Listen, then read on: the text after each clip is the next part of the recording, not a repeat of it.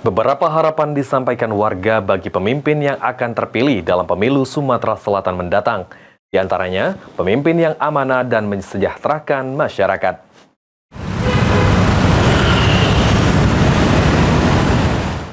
Menjelang hari pencoblosan akan dilaksanakan serentak, masyarakat yang memiliki hak pilih akan menentukan pilihan mereka masing-masing.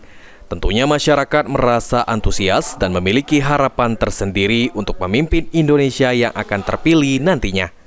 Harapan-harapan untuk pemimpin yang akan terpilih disampaikan oleh berbagai kalangan masyarakat.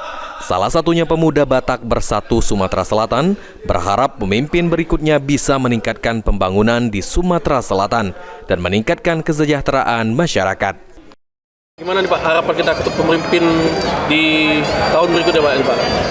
Kita dari Hal Suara Batak untuk pemimpin ke depannya supaya Palembang ini maju, aman dan lancar.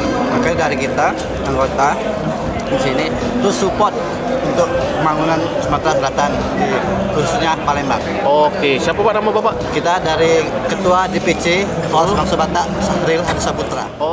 Hal serupa juga dikatakan oleh perwakilan masyarakat dari Forum Kerukunan Umat Beragama Sumatera Selatan yang mengharapkan pemimpin terpilih bisa membuat rakyat sejahtera, amanah, mampu bekerja dengan baik.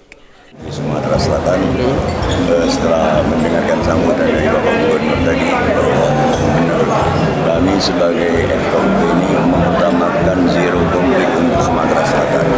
Berangkat dari zero konflik inilah kami harapkan agar pemimpin yang akan datang tetap menjaga zero konflik, persatuan dan kesatuan tercipta di Sumatera Selatan.